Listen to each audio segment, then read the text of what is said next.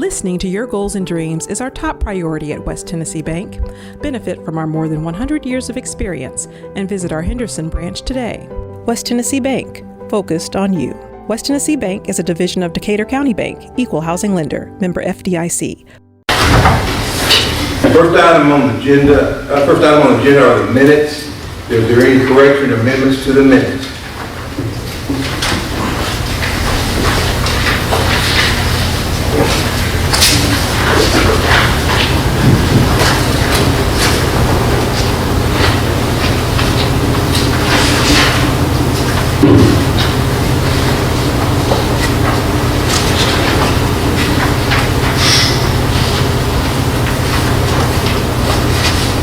I make a motion to accept the minutes as presented.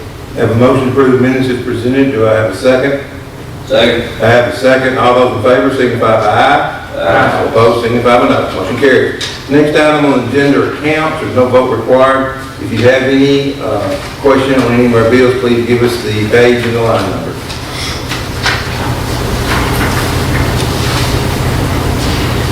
It's not really a question, but on page B1, you see a couple of payments dealing with the new Durangos. That and the lighting package is at least one of them. Are we closer to getting those yet? We've already got them. One's at Nashville. They're upfitting it now, and the other ones we're waiting to swap them out when we get done. Okay. So we've got them. We got them. They're just sitting up there waiting. Yeah, we're getting them fixed now. Yeah. Okay, thank you.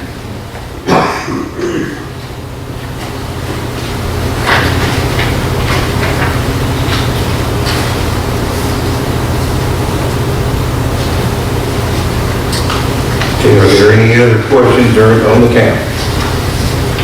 Okay, next item on the agenda is delegations. If anybody here that would like to address the board on any issue, please come forward and address the board.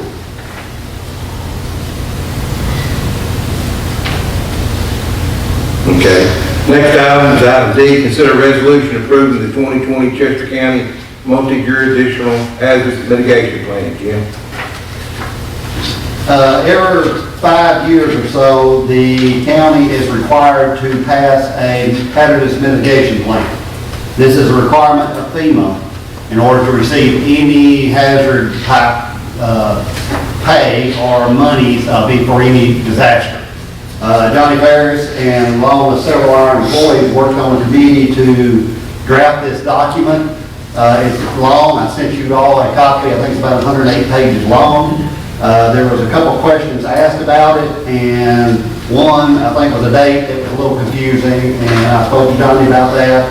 And also there was a question about Glenn Bryan being shown as fire chief, which he was at the time of the committee meeting, so that's the reason he was reflected as fire chief. You're not approving it as of today, they approved it as of back in December, I think it was, so it's been several months. But Johnny pretty much says this plan had already gone to FEMA, it had been approved by them. He said, really, we have no choice but to approve it as is. If we find something drastic, we can make changes for the next amendment. So he says, if we run the risk, if we don't get it approved by the city, the county, every city in Chester County, including Enville, Milledgeville, Sollerton, he said, is in with Hardeman County, because they're split. Milledgeville is split also, but they decided to go with our county concerning this program. So all the cities have to approve it, the county has to approve it, the city has to approve it in order to be able to get any FEMA funds for any disaster that happens here. So he highly recommended passage of this resolution. I'll make a motion that we pass the resolution on the hazard mitigation plan. Have a motion to pass the resolution. Do I have a second? Second. Have a second. Any discussion on the motion? Seeing none, roll call vote, please. Alderman Barber? Yes. Alderman Smith? Yes. Alderman Rhodes? Yes. Alderman Manis? Yes. 4 voted in favor, 2 absent. Okay. Resolution passes. Next item is item F, consider approval of resolution authorizing the application of local matching funds for property conservation matching grant program with the city's insurance booth. Jim? Okay, we jumped one item. Yeah. We'll come back to the other.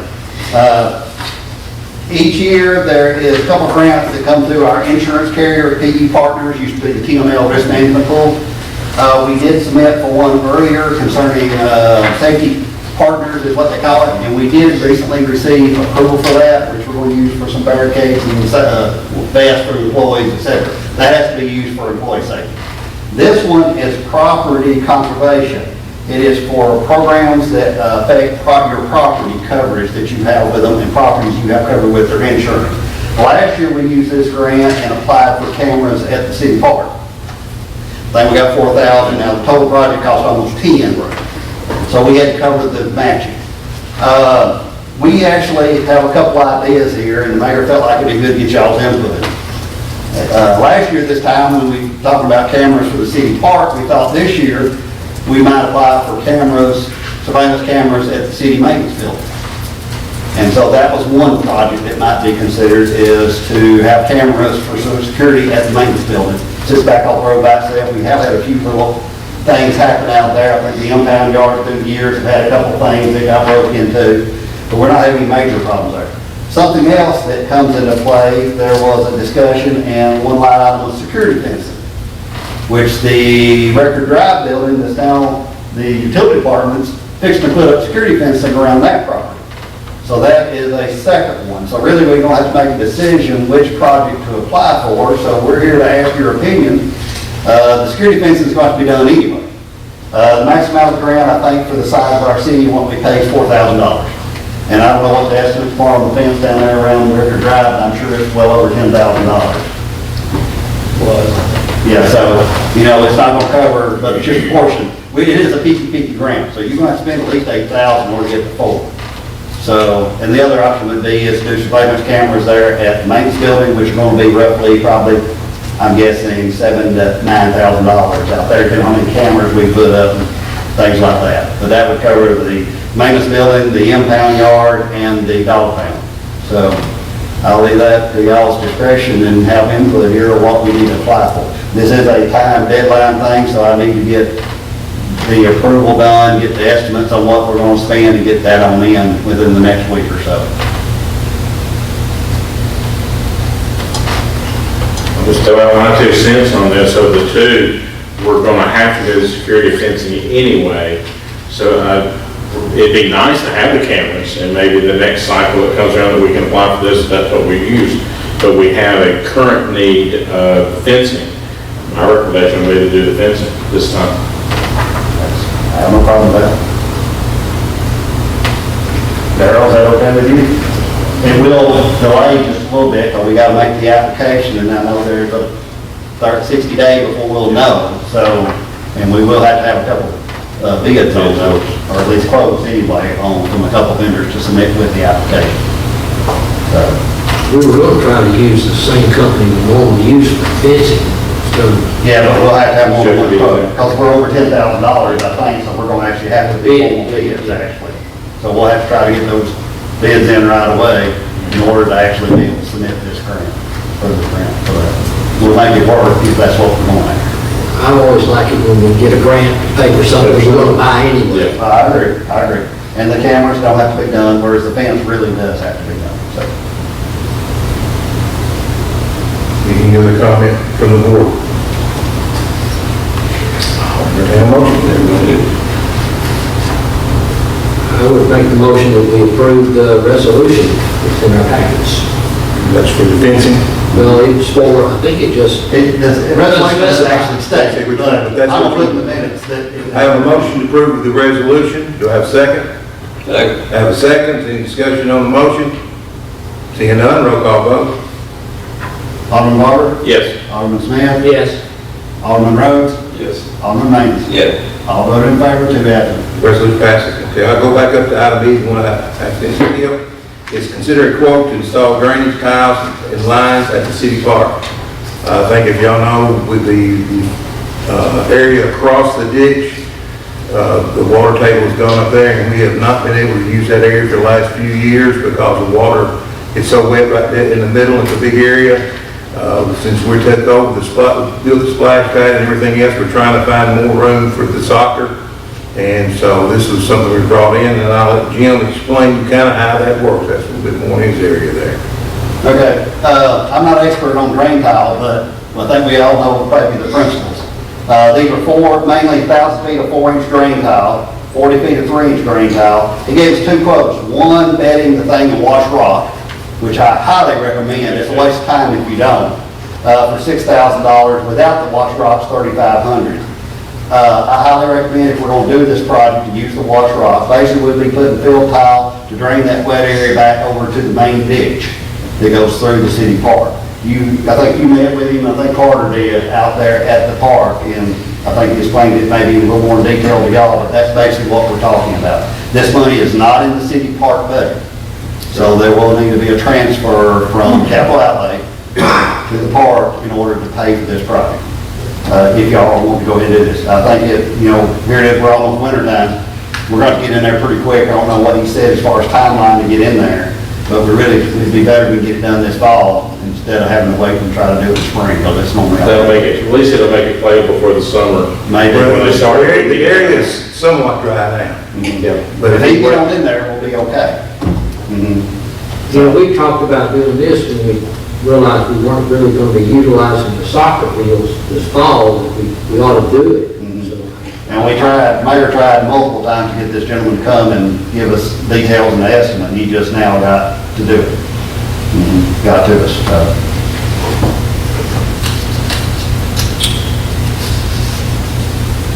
I'll make a motion, we accept the bid of $6,000 and transfer funds from capital outlay to the park budget to cover this purchase. Have a motion, do I have a second? Second. Have a second, any discussion on the motion? Seeing none, all those in favor, signify by aye. Aye. All opposed, signify no. Motion carries. Other business, update on the animal shelter. West Tennessee Fencing has come down and they looked and kind of gave us a quote on some fencing. I think the people involved in it came back one of the bigger area, and we talked to West Tennessee, and we're going to utilize the existing fence, the big fence that's on the side. We're going to utilize that fence for one run, and that way we can do about the same footage of fencing and do that. They're coming back to measure that off and give us a bid on that. I think the initial bid was what, $3,700, I believe, almost a little less than $4,000 is what it's bid, and that's about where the fencing's going to be. So they're going to come back. Man, he's supposed to be here today, but he's not. So probably the first week before he'll come back, and we'll get that done on that. Anything, that's about all we got going on right now, because we're waiting on the people, the group that's doing it, to what the next step they want to do. So that's kind of where we're on the animal shelter. Chief Davidson, you want to give us an update on before we stop at second and third? My understanding is, I think, Carter, you got everything done, right? So it should begin at 8 a.m. Monday morning, so we're ready to go. Do you have anything else to do? Carter? No. Brent? I'm sorry. Chief? Fair? No, sir. Jim? We got plans for the walking trail at the city park. I have them on the screen in the classroom. So after we adjourn, if anybody would like to see the proposed plan, we already found some issues we want to correct before they get submitted to TDEC. But it's much easier to correct something now than after it goes to TDEC, because that's a process and you don't want to change the plans once it goes there. So I do have on the big screen over in the classroom. After the meeting, if anybody wants to come in, you don't have to, and review those plans and make any suggestions or, just get information. We'll do that after this. Do you have anything else, Jim? You want to go over the ID, or you want to talk about that? What? The IDV. Okay. The new thing that the comptroller just dropped on us? Well, there is a new law evidently passed a couple of years ago that we're not familiar with, that IDVs have to report to the comptroller's office all the debt that they have. Of course, our IDV itself does not have any issued debt, but they include any conduit debt. So any plant, Freed Hardeman, that has used our bank qualified debt through the IDV to issue debt has to be included in this report. I don't have any information on those. I have no idea how many are outstanding. We have talked tonight. He doesn't get any statements or anything. So we're going to have a job trying to pull this information together. But hopefully these debt issues go on for 30 years or longer. So it's going to be a project, and evidently we're already a year behind. The IDB, let me rephrase that, really, it falls on the IDB, but let's basically, it falls back to the city.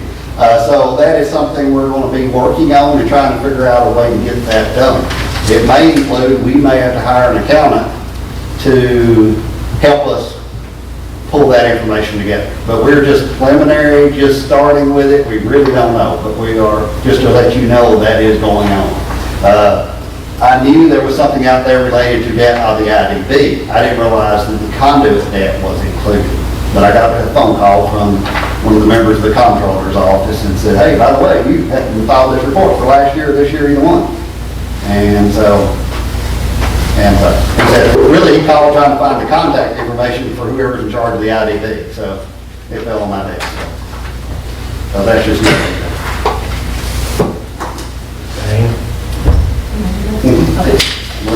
So, back in March, when we revamped the employee handbook or personnel policy, I call it the handbook, we added a new feature, a new benefit to the team members, that if they had large balances of vacation, they could sell it back to the city versus having those balances roll over to sick time. And last week was the first time we did it. So one of the stipulations of the handbook was that the team member had to use 40 hours in the previous year. We waived that this year due to the COVID-19 travel restrictions, but hopefully we won't have to waive it again.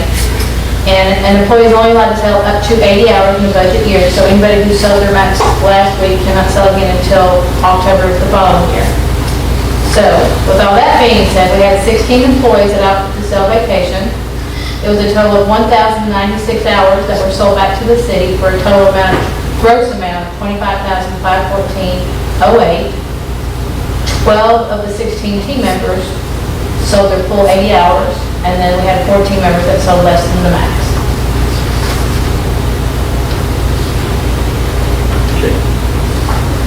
So we just want to make you aware of that, and this year was a little more unique than even most because employees that normally would have gone on vacation due to departmental restrictions or COVID-1 didn't go. So they had more balances probably than normal. With that total amount, that total number of people taking the max, it will not really hit the budget again near as hard in April. It will be should be a fairly small number. It'll be different employees because these 12 now can't sell any, because we set it up to only 80 hours in a budget year. And we did that where we can convert our budget balances of these are the budget in a budget cycle. So I can't remember, did we separately designate any money for buyback? we did in each budget, we did budget some monies for the buyback. Of course, we had to guess it. So each department did budget some money in their salaries to do that. I know the police did drastically. I think I had a few more people in public works sale than I was expecting, so we'll have to watch those monies. But other than that, I think that was, the major two departments, I think, that had a lot of dollars. I think some people from every department sold some, but those are the two that I think were the biggest, of course.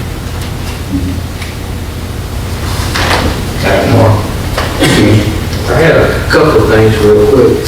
One, we were talking last time about those houses on Harmon, and I know there was some question about the tenant at 423 Harmon, and something about, and I know the county commission was going to help decide which way they kind of wanted to go, and I was just curious on that. I have talked to Lance, and his thing was, oh yeah, we got to do something about that. Talked to John Talbot, which is the tax attorney, and he says, oh, Lance is that, you can talk to him. I said, well, he may have talked to Marty Phillips, county attorney, instead. But something tells me the county really haven't done anything, and because it was their tax sale, and they have more really invested because their taxes are over twice what ours are. I'm trying to force them to take the lead. So right now, as far as I know, they have done nothing. Tim, you're a county commissioner, do you know anything? I know the county commission voted to approve up to $5,000 to help with removal of the property. That's what the county commission approved. But as far as the eviction, that's gonna have to go through the county attorney, I'm sure. So you're saying the county's gonna split the demolition cost with the city? Yes. once we get the property. Okay, that was kind of, That's already been voted on and approved by the county commission. Okay, so that's where we're at, till we get the eviction and get the property deed, which will be waiting on them to do that. so that means we're gonna, one option, the county paid for it all, got the property, or we didn't got the property, or split it. So we're gonna, the decision is to split it. Yes. Okay. That answered that question. The other one is, I haven't checked lately, how's Rick Hopper doing? I talked to him, he's doing really good. He sounds like he's back to normal. Of course, he'll have to get cleared by his doctor before he come back to work.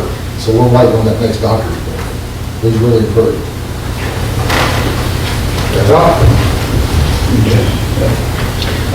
Will it be a problem? I know we talked about these before we stopped. How about, I've been thinking about the one that Hill and Steve. Do you think that could be, to me, that's a bad intersection. I lived out there for several years. I think Kim lives out that way now. I mean, it's a lot of traffic through there. I know y'all sent a letter before I got mayor, we sent another letter after I got mayor. 2 different times we've gone to T-Dot, because that's the state highway. Steve is 200, Highway 200. State Route 200. We have gone to T-Dot 2 different occasions and requested that they make that a 4-way stop. Thus far, we have not got anything out of them, and pretty much they're sort of blowing us off, to be honest, every time we go to them. I think we have always agreed, the city council and the police have always agreed, yes, it needs to be a 4-way stop. I don't think that's the question there. It's just they have to approve it. And because it's on their right of way, actually, they have to do it. So we can try again and see if we can get to the right person at T-Dot, try to get something moving. So the board wants to make a motion tonight that we go ahead and try again. That with social support, we'll go ahead and see what we can do. I make a motion, we go ahead and try and see what comes of it. We have a motion to submit another application to T-Dot for a 4-way stop at Steve and Hill. Do I have a second? Second. Have a second. All those in favor signify by aye. Aye. All opposed, signify. Let's see what we can do. And could we still, maybe, we're gonna check with them, it seems odd, because Hill is our street, but. Hill's got the stop sign.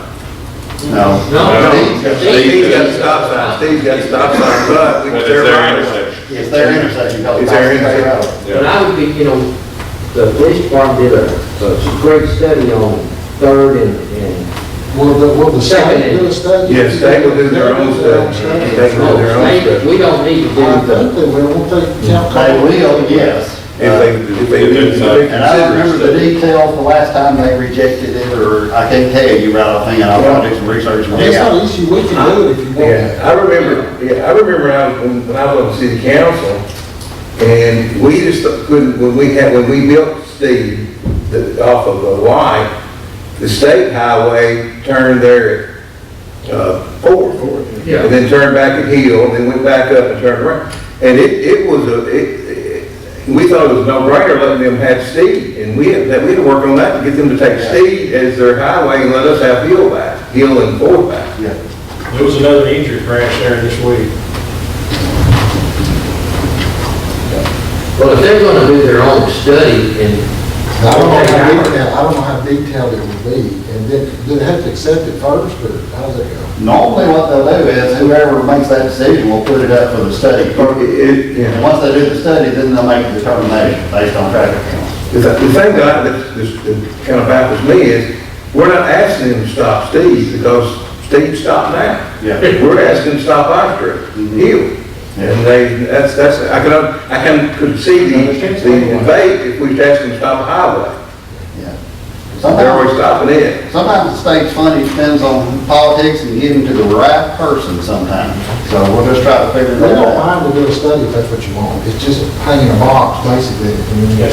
Well, I'd say if we do the study and they have any questions, Well, we can provide Well, why that. don't we just, if he does a study, he wanted to send everything to him, he sent the letter. Yeah, we can send We'll all the data. We'll send all the data to him. There's no doubt Steve probably has 3 times the number of traffic on it than Hill does. Oh, yes. Yeah, It'll take us several weeks to do that, because we'll watch each direction, a week at a But time. we'll send the data in with the request letter and we do it. If nothing else, then at least the historical data accidents with injury that took place at that intersection. At least put that with the letter. If there, I don't see there's any reason to rush through it. No. They're not going to. We've been trying for 20 years. 20 years, so. May make, with the data, with the request, may get them to pay a little bit more attention to the request. Yes, probably. Does anyone have any other business they want to bring before the board? At this time, I'll adjourn the regular meeting of the Board of Mayor and Alderman. At this time, I'll call to order the Henderson Beer Board. We have one thing on the agenda.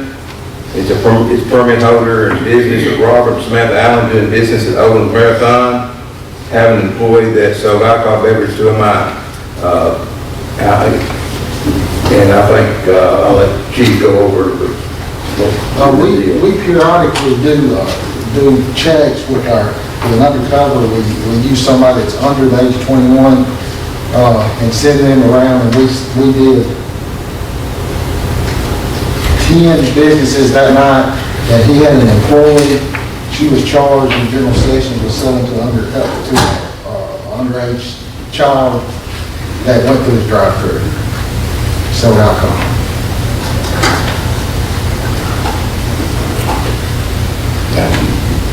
So, you got anything wrong? Man, I'm embarrassed about it. I let one slip through the cracks, what do you say about it? She had been employed for about 3 weeks, and I just didn't catch up with her quick enough.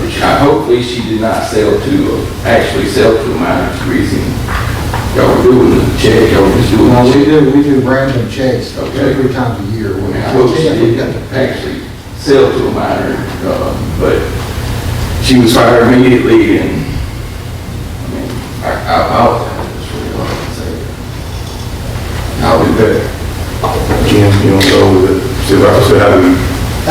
It is up to the city council normally in this situation, if it's only been one violation in a 12-month period, the city council, Beer Board has the option of allowing the business to pay a civil penalty, it's not called a fine, a civil penalty of $1,500 in lieu of a suspension or revocation. In previous situations like this, I think the board has given the business the option of a 30-day suspension of the permit where they don't sell beer, or the $1,500 penalty at the business's choice. So I think that's sort of been our practice, but it's y'all's choice. Last time I think Odin's was caught was 2016, I think, so it's been about 4 years since this has taken place.